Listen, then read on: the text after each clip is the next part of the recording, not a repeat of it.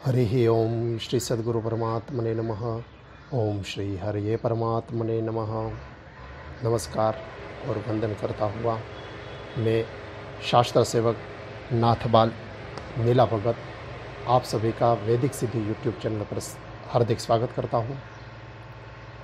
आप सभी के चरणों में वंदन करता हुआ आप सभी का यह संपूर्ण रामचरित मानस के मास पारायण में उसके तीसरे दिन की कथा में आप सभी का हार्दिक स्वागत करता हूँ। आप सभी को यह विदित है कि यह कथा हम जो कर रहे हैं, यह कथा का मूलभूत हेतु, मूलभूत भाव यही है कि जीव मात्र की रोग प्रतिकारक शक्ति बढ़े। जीव मात्र का भाव यह हो कि इम्यूनिटी पावर जो है, रोग प्रतिकारक शक्ति बढ़ाने के लिए वो सजग रहे और हर किसी की इम्यूनिटी पावर बढ़े, ताकि अभी जो महामारी चल रही है वो तो ठीक है, पर किसी भी प्रकार के रोग के सामने सबके शरीर अच्छी तरह से लड़ सके। तो फिर से एक बार गुरु हरि और श्री राम भगवान के चरणों में यह प्रार्थना करते हैं कि यह कथा का जो पुण्य फल है, यह पुण्य फल सभी जीव मात्र को प्राप्त हो। और तुलसीदास जी ने उत्तरकांड में यह जो चौपाई लिखी है, जो चौपाई हमारी इस कथा का केंद्र बिंदु है, उस कथा का हम साथ में मिलके 1-2 मिनट के लिए गान करेंगे और फिर कथा गंगा को आगे बढ़ाएंगे। मेरे साथ साथ गाइएगा। देहि कदेवी कभौतिकतापा राम राज नहि काहू ही व्यापा सब नर करहि परस्पर प्रीति चलहि स्वधर्म निरत श्रुति नीति देहि कदेविक भौतिकतापा राम राज नहि काहू ही व्यापा। राम राज्य के अंदर ये तीनों प्रकार के जो ताप है वो कभी भी दिखाई नहीं देते, प्रवर्तित नहीं होते। तो हम सभी भी हमारे हृदय के अंदर राम राज्य, हमारे हृदय में राम भगवान का स्थापन करें, उनकी भक्ति का स्थापन करें, ताकि हम सब भी इन तीनों प्रकार के जो ताप है, आधि दैविक, आधि भौतिक और आध्यात्मिक, इन तापों से हम मुक्त हो जाए। अब तीसरे दिन की जो कथा गंगा है उनको आगे बढ़ाएंगे। कल की कथा में हमने देखा था कि सती माँ ने राम भगवान की परीक्षा के लिए गए थे। वो राम भगवान और लक्ष्मण जी पहचान गए उनको, और सती जी वापस शिव भगवान के पास आई। शिव भगवान ने सती को पूछा कि आप झाके आ गए क्या? तब सती ने बोला कि हाँ, मैं झाके आ गई, पर सती ने यह नहीं बोला कि मैंने उनकी परीक्षा ली थी और राम और लक्ष्मण जी को यह पता चल गया कि मैं सती हूँ। पर शिवजी महाराज ध्यान में बैठे हुए थे और ये सारी चीज़ें देख रहे थे। शिवजी महाराज को यह पता चल गया कि सती ने उनके ऐसे परीक्षाली सीता माता का रूप धारण किया हुआ था। इसलिए मन ही मन शिवजी भगवान यह सोचते हैं, और इनकी स्थिति का जो वर्णन है वो तुलसीदास जी ने बहुत अच्छे से यह चौपाई में किया है। हरि इच्छा भावी बलवाना हृदय विचारता शंभु सुजाना। शिव जी महाराज सोचते हैं कि हरि के इच्छा जो भी होगी उस तरह से भविष्य भावी में सारी चीज़ें होती रहेगी।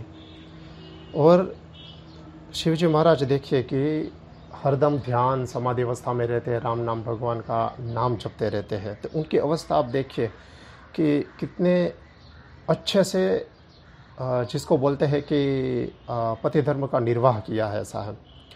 जब पहले राम भगवान को वंदन किया था तब सती माता उनको मिलने गई। शिवजी महाराज को पता था कि परीक्षा लेने ही जा रही है, उनको रोका नहीं। सती माता ने राम लक्ष्मण की परीक्षा ली। राम लक्ष्मण जी को पता चल गया, वापस आई, फिर भी उन्होंने सत्य नहीं बताया। तो शिवजी महाराज को सत्य पता था, फिर भी शांति से ना कुछ वाद विवाद, ना आर्ग्यूमेंट्स। यह एक आदर्श जिसको बोलते हैं कि पति के लक्षण उदाहरण है। गृहस्थाश्रम कैसा होना चाहिए ये हम सब शिवजी और पार्वती, शिवजी और सती माता की यह जीवन से पता कर सकते हैं, सीख सकते हैं। क्योंकि वापस आने के बाद असत्य बोलने के बावजूद भी शिवजी ने उनके साथ ना वाद विवाद किया, ना झगड़ा किया, पर मनोमन हृदय से यह सोच लिया कि इस शरीर ने सीता माता का रूप धारण किया था और सीता जो है मेरी माता, माँ समान है, इसलिए अब इस शरीर के संग, सती माँ का ये जो शरीर है, इस शरीर के संग में प्रीति नहीं कर सकता। और शिवजी महाराज फिर से ध्यान अवस्था में चले गए। अब शिवजी महाराज जैसे ध्यान अवस्था में चले गए तब सती माँ को हृदय से ही अंदर बहुत दुख हुआ, बहुत दुखी होने लगी थी।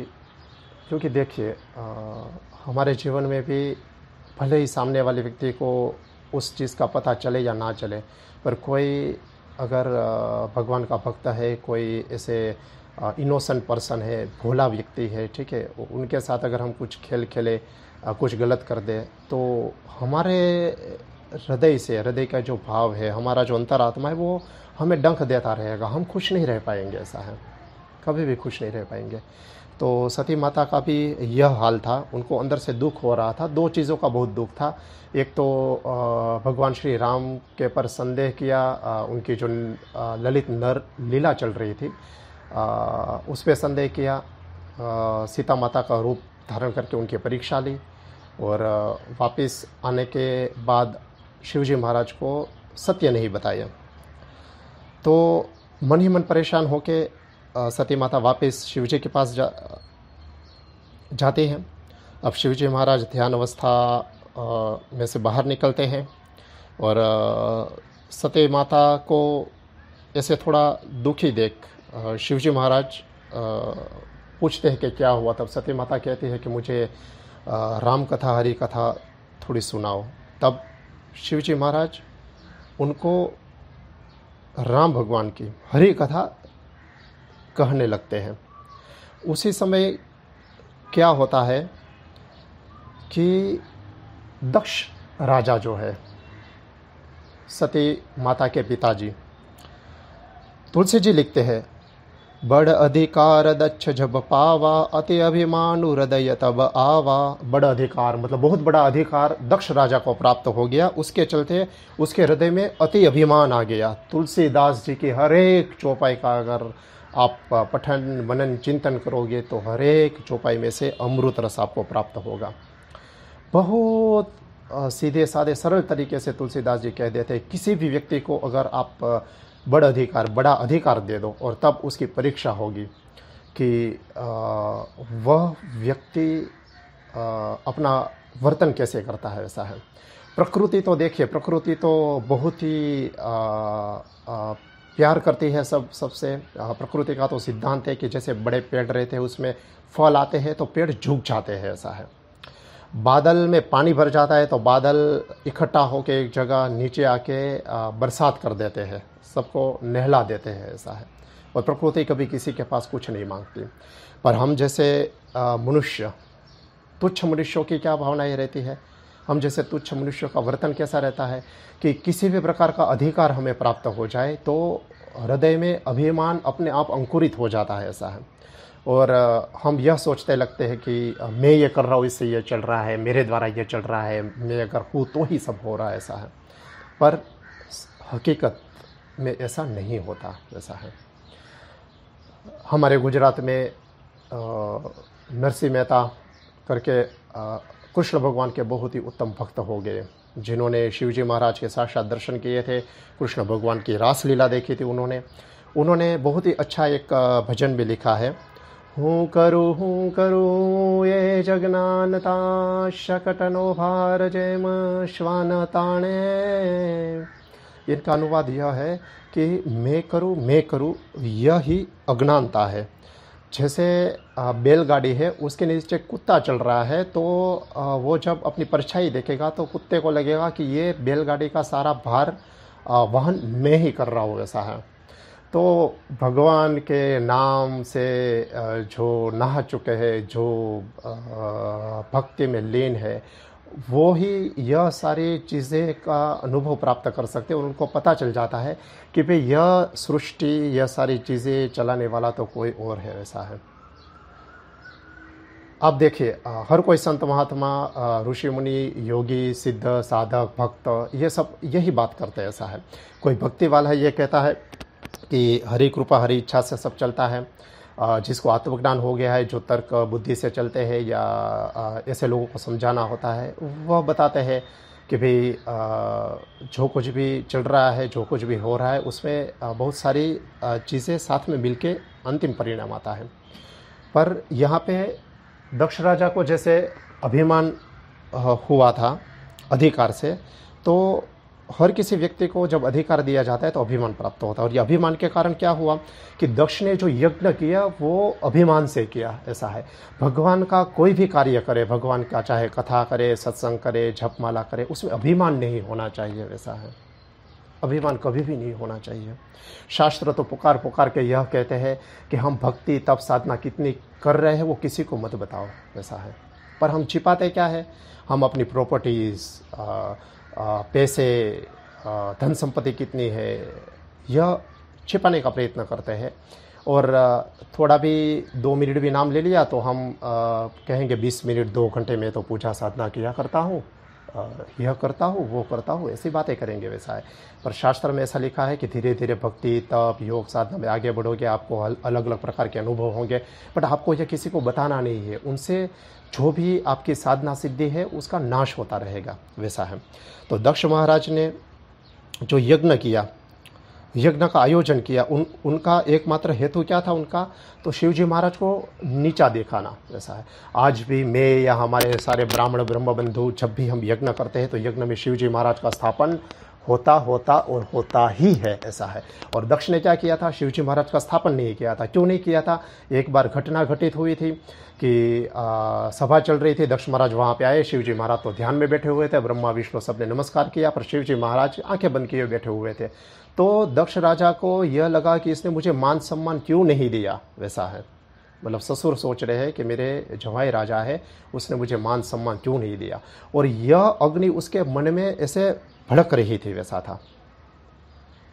तो अब देखो आप, ये मान सम्मान और ये सारी चीज़ें शरीर के साथ जुड़ी हुई है, ऐसा है। हमें यह चीज़ बहुत अच्छे से समझनी होगी। हमारे माता पिता हो, भाई बहन हो, पत्नी हो, संतान हो, जो कुछ भी हमारे रिश्तेदार हो, यह सब हमारे शरीर के साथ जुड़े हुए रिश्ते नाते हैं, ऐसा है। जन्म हुआ था, उसके बाद धीरे धीरे सबके साथ रिश्ते नाते जुड़े, मृत्यु होगी, हम सबको छोड़ के चले जाएंगे, तब कोई हमारे साथ नहीं आएगा। हम अकेले आए थे, अकेले जाएंगे, हमारे कर्म हमारे साथ आएंगे, वैसा है।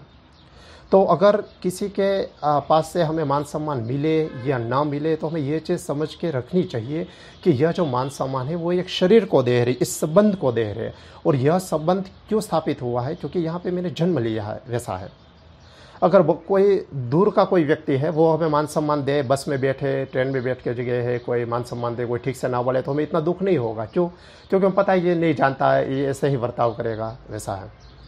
पर अपनों के लोगों के साथ ही हमारा यह चीज़ होती रहती है, वैसा है।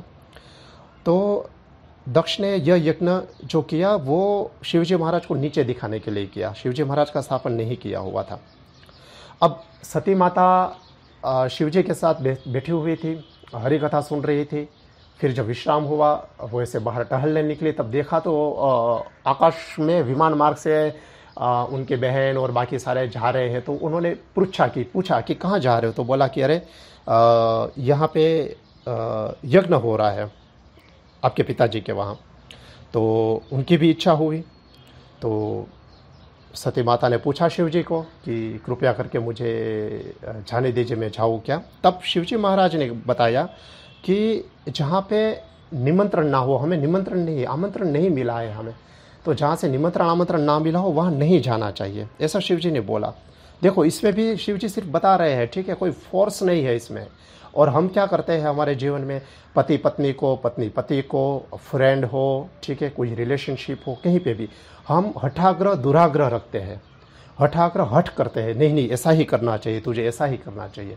और दुराग्रह तो उनसे भी खराब है। दुराग्रह मतलब कि पता है सामने वाला ये नहीं मानेगा, तो अभी हम ऐसा आग्रह करेंगे, यही करवाने की कोशिश करेंगे। ऐसे नहीं चलता, ऐसे बिल्कुल नहीं चलता, वैसा है। शिवजी महाराज ने बहुत शांति से एक बार बता दिया कि बिना निमंत्रण नहीं जाना चाहिए, आपको अगर जाना हो तो आप जाओ, मैं नहीं आऊँगा। और साथ में तुलसीदास जी लिखते हैं, यद्यपि मित्र प्रभु पितु गुर गेहा, जाइय बिनु बोले हूँ न संदेहा। बाकी की सारी जगह पे बिना आमंत्रण निमंत्रण नहीं जाना चाहिए, पर मित्र के घर, प्रभु मतलब भगवान के घर, पितु मतलब माता पिता के घर, और गुरु मतलब गुरु के वहाँ बिना किसी आमंत्रण के भी, कभी भी संदेह के बिना कोई भी व्यक्ति कभी भी जा सकता है, ऐसा है। मित्र के वहाँ भगवान, पिता के वहाँ गुरु और गुरु, ठीक है। तो भगवान के यहाँ मतलब कहीं पे कथा चल रही है, पंडाल है, वहाँ जाके आप बैठ सकते हो, कथा श्रवण कर सकते हो, वहाँ आमंत्रण की ज़रूरत नहीं रहती। हाँ, संसार में हम ये सब देखने को हमें मिलता है। थोड़ी हंसने की भी बात है कि शादी होती है किसी की मंगनी होती है, संसार में ऐसे कोई फंक्शन होता है, ठीक है। तो ये चीज़ बहुत आम है, कॉमन है कि अरे नहीं, इसने हमें थोड़ी बताया है, इसका फ़ोन भी नहीं आया। अरे आपको फ़ोन आया है क्या? हाँ ठीक, हमें फ़ोन नहीं आया, ऐसा है तो हम नहीं जाएंगे। नहीं, हमें निमंत्रण नहीं भेजा है। और किसी ने अगर फ़ोन भी किया है, आमंत्रण भी भेजा है, पर किसी को तो ऐसा स्वभाव रहता है कि थोड़ा और आग्रहपूर्वक आमंत्रण करना पड़ता है, तब जाके वो आते हैं। तो यह क्या हुआ, यह थोड़ा सा हृदय में अभिमान है, ऐसा है कि यह मुझे आमंत्रण दे, थोड़ा विशिष्ट आमंत्रण दे, तभी मैं जाऊंगा, वैसा है। तो शिवजी महाराज यहाँ सती माता को समझाया था बिना निमंत्रण नहीं जाना चाहिए, पर फिर भी सती माता जाती है वहाँ पे। अब जैसे ही वो अपने पिता के वहाँ पहुँचती है, तब सती माँ देखती है कि सब लोग यहाँ वहाँ बैठे हुए हैं, सब स्थापन है। देखा शिवजी महाराज का स्थापन नहीं है। माता थी वो उनको अच्छे से मिली, उनकी बहनें सब मिली, पर पिता दक्ष राजा उनको मिलने गई, तो दक्ष राजा ने ना उनको बुलाया ना बात की, ऐसे चले गए। अब देखो यह प्रसंग आता है ना, फिर से मैं भाव में आ गया हूँ, क्षमा कीजिएगा, मेरी आवाज़ थोड़ी डिस्टर्ब होगी, अश्रु आ गए हैं। मैं यहाँ पुणे में भी कथा करता था, जब हमारे गुजर क्षत्रिय समाज है, गुजराती समाज, वहाँ पे और कहीं पे भी ओखाहरण सत्यनारायण की कथा करता हूँ, तब भी बताता हूँ कि थोड़ा बहुत, अभी तो ये बहुत ही सुधर गया है ये सारी चीज़ें, बट अभी भी कहाँ कैसा रहता है पता है, लड़की का जन्म अपने मैके में होता है, वहाँ पे वो बड़ी होती है, फिर शादी होती है, ससुराल जाती है, तो बोलती है कि यह तो पराये घर की हो गई, मतलब अब वही उनका घर है। ससुराल में आती है तो बोलते हैं कि ये पराई घर से आई हुई है, मैका है। तो पहले तो ये बहुत होता था, आजकल तो ऐसा नहीं होता। पर फिर भी देखो कि स्त्री शक्ति है वो कितना सहन करती है, उसमें सहन शक्ति बहुत ज़्यादा होती है, ऐसा है। मैके में बोलते हैं कि ससुराल उनका घर है, ससुराल में बोलते हैं कि यह तो यहाँ मैके से आई हुई है, वैसा है। और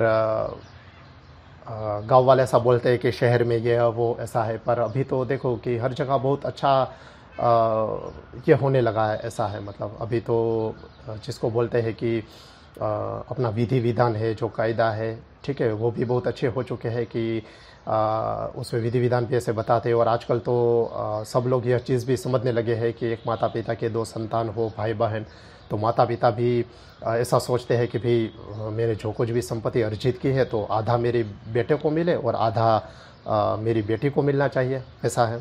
तो यह चीज़ अब धीरे धीरे होने लगी है, मतलब और यह होना ही चाहिए। पर यहाँ पे क्या हुआ कि सती माता को पिता ने ठीक से बुलाया नहीं, तो अब शिवजी महाराज का स्थापन नहीं देखा था। सती माता के दिमाग में वो सब पहले के वृत्तांत तो सब चल ही रहे थे। भगवान राम की परीक्षा की थी, सीता माता का रूप धारण किया था, शिवजी महाराज ने सती माता के शरीर से प्रीति न करने ऐसा निश्चय किया था। अब सती माता माँ भवानी है भाई, वो साक्षात यहाँ पे भी शिवजी महाराज और सती की ललित नर नारी लीला ही चल रही है, ऐसा है। हम सबको समझाने के लिए आदर्श गृहस्थाश्रम क्या है, आदर्श जीवन कैसे जिया जाता है। तो सती माता के दिमाग में यह सब चल रहा था। उसके चलते सती माता ने क्या किया, योगा,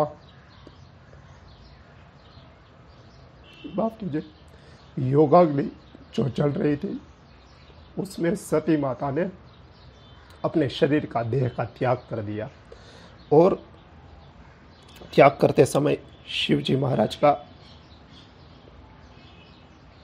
ध्यान धारण किया और देह त्याग के समय शिवजी के पद का अनुराग मांगा।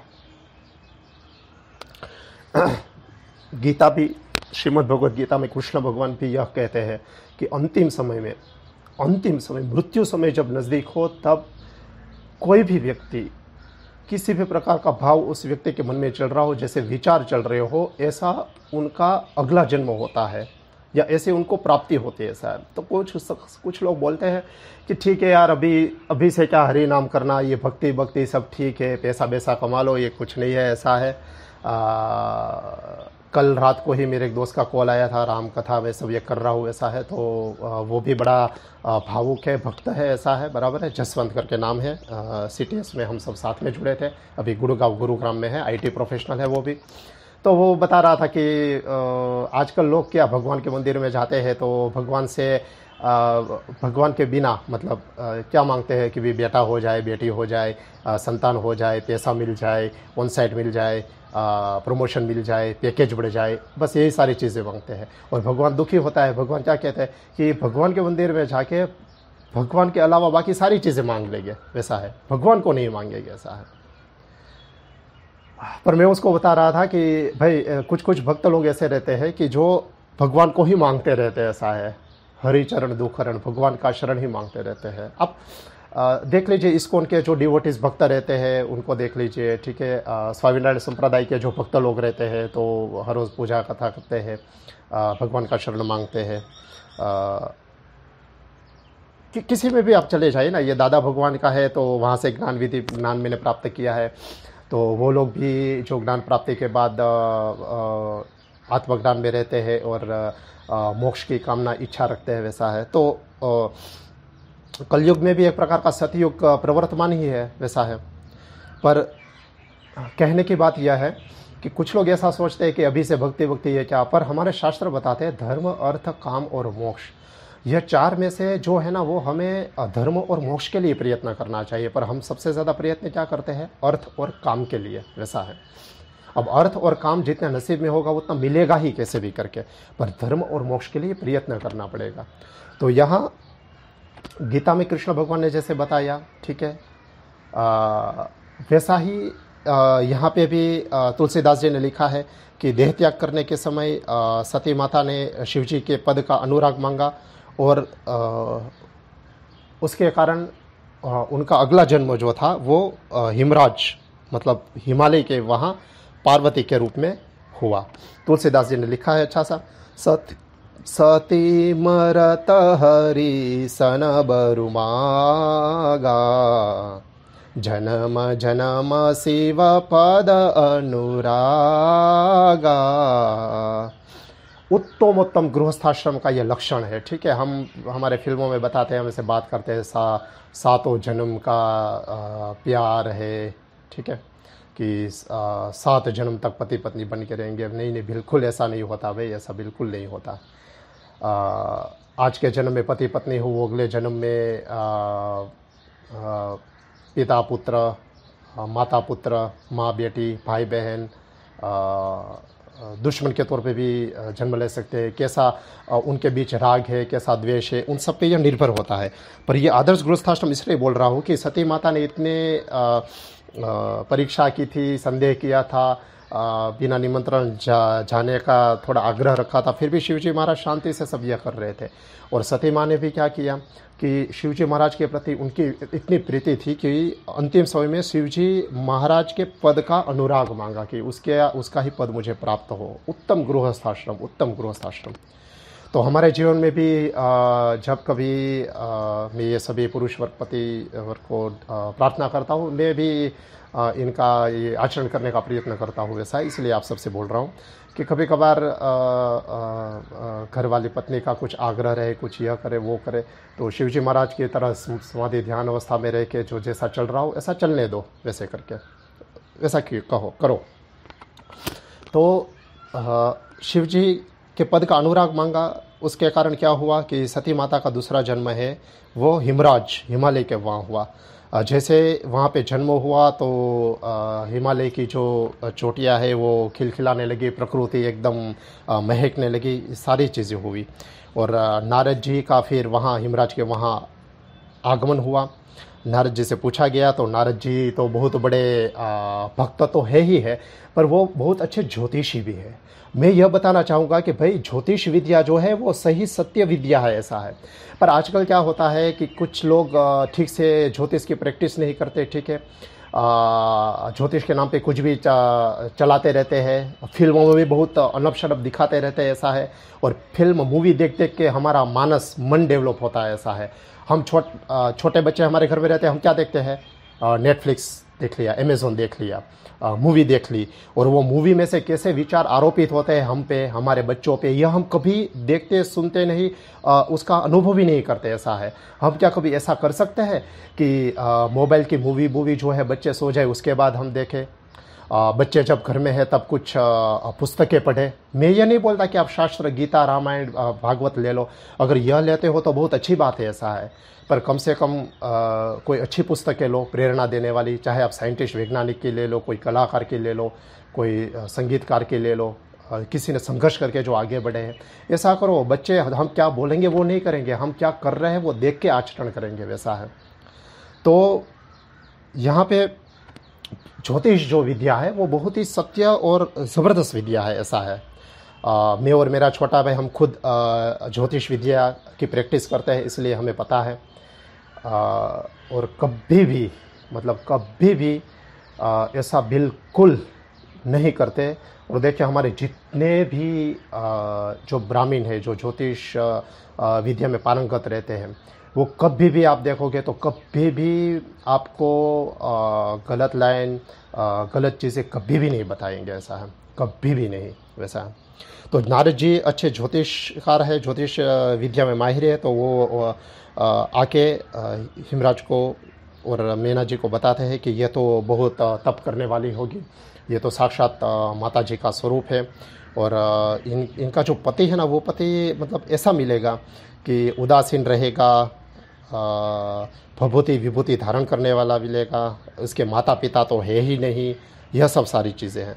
तो ये लोग दुखी हो जाते हैं कि अरे यार ये क्या है कि ऐसा पति, तो मतलब ये तो कोई यह हो गया या किस तरह का पुरुष हो गया।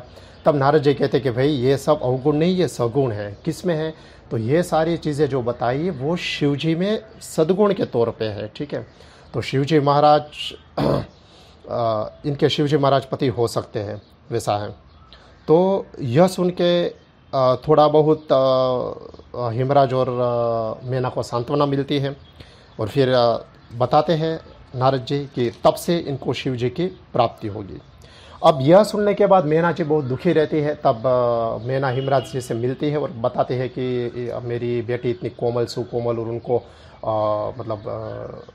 शिव जी महाराज जैसा पति है वो। तब हिमराज उनको बताते हैं कि अरे तू सुना नहीं क्या, यह तो साक्षात माँ भवानी है जिनका जन्म हमारे यहाँ हुआ है। तो दुखी मत हो और तू समझा अपनी बेटी पार्वती को कि तप करने के लिए जाए। तब मैना पार्वती जी के पास जाती है, गोद में बिठाती है और बताती है कि बेटी तू तप करने के लिए जा, तप करना तेरे नसीब में लिखा हुआ है। अब पार्वती जी तो अंदर मन हो मन मुस्काते हैं, उनको तो सब पता है। तो पार्वती माता है वो तप करने के लिए निकल जाती है। अब वो वहाँ तप के शुरुआती दिनों में मूल और फल खाते हैं, फिर आगे जाके बेल के पत्ते खाते रहते हैं। फिर कुछ हजार साल निकल जाने के बाद वो पर्ण का भी त्याग करते हैं, इसलिए उनका एक नाम अपर्णा हुआ। ठीक है, यहाँ महाराष्ट्र में अपर्णा नाम बहुत सारे बच्चियों स्त्री माता बहनों का होता है अपर्णा। तो तुलसीदास जी कहते हैं कि पत्ते खाना भी छोड़ दिया, इसलिए जो पर्ण नहीं खा रहे वो अपर्णा उनका नाम हुआ। अब इतना कठिन तप होने के बाद आकाशवाणी हुई। आकाशवाणी में से यह बोला गया कि भी आपके तप से जो प्रकृति है सृष्टि प्रसन्न हुई है और आपको पति के तौर पे शिवजी महाराज मिलेंगे। और सप्त ऋषि जब आपको मिले, यह उनकी एक निशानी समझना कि आपको शिवजी की प्राप्ति होगी। अब वो तप कर रहे थे, उसी समय तुलसीदास जी शिवजी महाराज के स्थान पे सारी चीज़ें बताते हैं।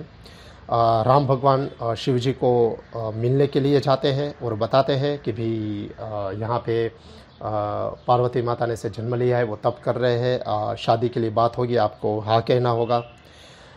उसी दौरान सप्त ऋषि शिव जी को मिलने आते हैं और बताते हैं। तब शिव जी महाराज कहते हैं कि ठीक है, मैं वैसे शादी के लिए तैयार रहूँगा, राम भगवान मुझे मिलने आए थे।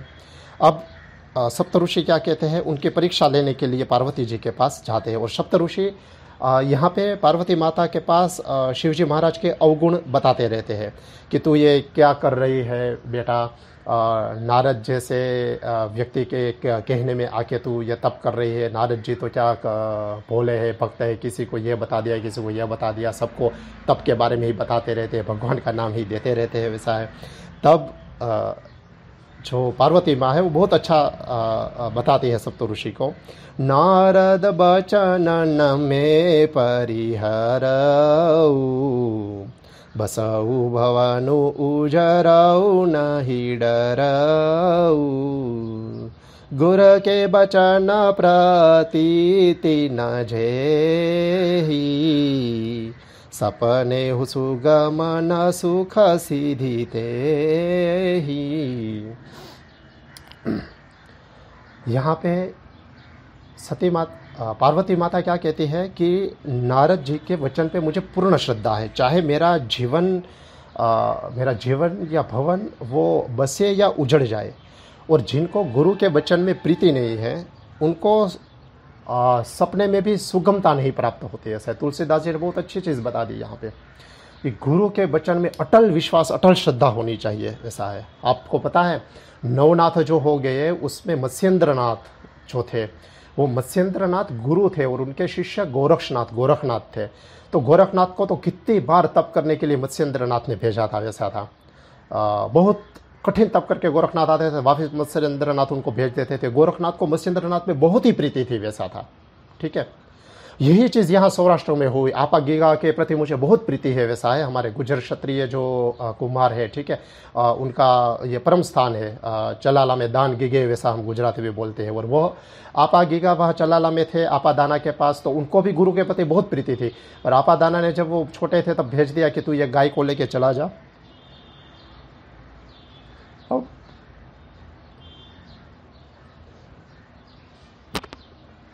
यह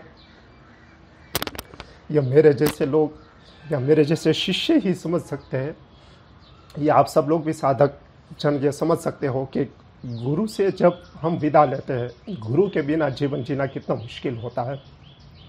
तो गोरक्षनाथ की भी यही स्थिति थी। मत्स्येंद्र नाथ ने उनको तैयार करने के लिए फिर से भेज दिया। उनको पता था कि ये गुरु के प्रति जो ज़्यादा प्रीति राग है ये भी ठीक नहीं है, ऐसा है। और आपादाना ने आपागीगा को ऐसे भेज दिया था। तो आपागीगा अपनी गाय लेके ऐसे चलते रहे, थोड़ा परिभ्रमण किया, और आज की जो सत्ताधार जगह है वहाँ पे आके वो रुके। इसीलिए जो वो जगह है वो उसको आपागीगा का स्थान माना जाता है। बोल जय श्री नवनाथ महाराज की जय, मत्स्येंद्र नाथ की जय, गोरखनाथ की जय, आपागीगा की जय। जय जय गिगे। तो यह गुरु के वचन की प्रीति की बात करते हैं। अब पार्वती जी ऐसा बोलते हैं तब सप्त ऋषि जो है मन में बहुत प्रसन्न होते हैं और बोलते हैं कि बेटी तेरा तब पक गया है, ऐसा है। अब जब तेरे पिताश्री तुझे लेने आए तब तू घर चले जाना, अब तेरा जो भी विवाह है वो शिव जी के साथ निश्चित है, ऐसा है। अब सप्त ऋषि जो वंदन करते हैं उनको तुलसीदास जी लिखते हैं, तुम माया भगवान शिव सकल जगत पितु मातु, नाई चरण सिर मुनि चले, पुनि पुनि हर्षत गातु। सप्त ऋषि कहते हैं कि हे जगत जननी भवानी माँ, तुम माया के रूप में और भगवान शिव, तुम माया के रूप में हमारी माँ हो और भगवान शिव हमारे पिता है। और उनके चरण में, पार्वती माँ के चरण में वंदन करते हुए हर्षित होकर सप्त ऋषि अब जाते हैं शिव जी के पास। अब यहाँ पे हिमराज जो है वो पार्वती माँ को अपने घर लेके आ जाते हैं। अब सप्त ऋषि शिव जी के पास जाते हैं और सारी बातें बताते हैं पार्वती जी के साथ हुई वो। शिव जी महाराज ये सुन के थोड़ा आनंदित होते हैं, फिर से समाधि में चले जाते हैं। अब यहाँ पे पृथ्वी में तारकासुर नाम का जो असुर है उसका हाहाकार मच जाता है, और सबको पता है कि इनका जो वध है वो शिव जी महाराज के संतान के द्वारा ही होगा। अब शिव जी महाराज समाधि में चले गए हैं, उनको समाधि में से कौन बाहर लाएगा। तो ब्रह्मा विष्णु सोचते हैं कि हम क्या करें। तब सब लोग बताते हैं कि कामदेव जो है वो शिव जी के हृदय में अगर तीर चलाए काम का, तो उनसे वो जागृत होंगे और फिर हम शिव जी को मनाएंगे कि वो शादी करें और फिर उनका जो संतान हो उनसे तारकासुर का वध हो सकता है। अब सब कामदेव के पास जाते हैं, कामदेव को मनाते हैं। कामदेव को पता है, कामदेव बताते हैं कि मैं यह कार्य कर तो लूँगा पर मेरी मृत्यु निश्चित है, ऐसा है। उनको पता चल जाता है। तब फिर बताते हैं कि ठीक है, जगत कल्याण के लिए ये मैं भी स्वीकार कर लूँगा। अब कामदेव शिव जी महाराज जहाँ पे तप कर रहे हैं वहाँ पे आते हैं, अपना तीर छोड़ते हैं। शिव जी के हृदय में तीर जाता है और शिव जी ध्यान अवस्था में से बाहर निकलते हैं, थोड़े क्रोधित होते हैं, अपना तीसरा नेत्र खोल के कामदेव का जो शरीर है उसको अग्नि में भस्म कर देते हैं। और कामदेव की जो पत्नी है रति बहुत रोने लगती है। तब शिव जी महाराज उनको वरदान देते हैं। वरदान देते हुए बोलते हैं, जब जदुवंश कृष्ण अवतारा, हो इहि हरण महामहि भारा, कृष्ण तनय हो इहि पति तोरा, बचनु अन्यथा होई न मोरा। समझने वाली बात है, कामदेव ने अपना शरीर भस्म किया, अपनी मृत्यु को ले लिया धर्म के लिए, ठीक है। अब देखो शास्त्र कहते हैं धर्मो रक्षति रक्षितः, जो धर्म का रक्षण करता है उनका रक्षण धर्म करता है, और ये सत्य बात है, वैसा है। कुछ लोग आज की जो नई पीढ़ी है, सो कॉल्ड इंटेलेक्चुअल पर्सन है, अपने आप को बहुत ज्ञानी मानते हैं, वो क्या बोलते हैं धर्म अलग है अध्यात्म अलग है। अरे भाई, अध्यात्म में जाने के लिए धर्म प्रथम पद है। धर्म जो है वो उसका फर्स्ट स्टेप है, ऐसा है। धर्म को समझो, सनातन धर्म को समझो, ऐसा है। और हमारा धर्म तो परम पवित्र है, और सनातन धर्म जो है, मैं इनकी बातें भी करूँगा, इनकी पोस्ट पब्लिश करूँगा, ऐसा है कि सनातन धर्म क्या है, वैसा है। और लोग अपने आप को बताते हैं नहीं, आई एम नॉट रिलीजियस। अरे भाई, रिलीजियस शब्द, रिलीजन शब्द है वो इंग्लिश शब्द है। रिलीजन का अर्थ अलग होता है, धर्म का अर्थ अलग होता है। देखिए, संस्कृत का ditto to ditto English translation कभी भी शक्य ही नहीं है, ऐसा है। यह भूल कभी मत करो, ऐसा है। संस्कृत सीखो, अपनी मातृभाषा गुजराती सीखो, अपनी मातृभाषा मराठी है वो सीखो, बंगाली है, पंजाबी है, तमिल, तेलुगु, मलयालम, ठीक है, उड़िया, जो कुछ भी हमारी है मातृभाषा से प्यार करो, प्रेम करो, ऐसा है। और ये जब मातृभाषा जो आई है, ठीक है, संस्कृत, तमिल, मलयालम, तो उनसे प्यार करो, वैसा है। तो यहाँ पे कामदेव ने धर्म के लिए, सबके कल्याण के लिए अपना शरीर का त्याग किया, इसलिए उनको क्या प्राप्त हुई? तो साक्षात भगवान हरि श्री कृष्ण, उनके कुल में उनका जन्म होगा, ऐसा भगवान ने वरदान दे दिया। अब शिवजी महाराज को शांत करने के लिए ब्रह्मा और विष्णु के साथ सभी देवों ने प्रार्थना की और शिवजी महाराज को शादी के लिए मनाया। तब शिवजी महाराज प्रसन्न हुए और शादी के लिए उन्होंने हाँ कह दी। यहाँ पे आज के तीसरे दिन की कथा को हम विश्राम देंगे। आप सभी के चरणों में मैं फिर से नमन, प्रार्थना, वंदन करते हुए ये बताना चाहता हूँ कि यह जो राम कथा है, संपूर्ण रामचरित मानस पारायण 30 दिन चलती रहेगी। हर एक दिन के लिए आप में से किसी को भी अगर यजमान बनना है, भगवान राम के लिए, आरती के लिए, प्रसाद के लिए, किसी का बर्थडे आ रहा है, किसी की तिथि आ रही है, अपने माता पिता के पीछे, अपने दादा बा के पीछे, परिवार वालों के पीछे कुछ भी दान दक्षिणा अर्पण करनी है, तो कृपा करके मुझसे संपर्क कीजिए।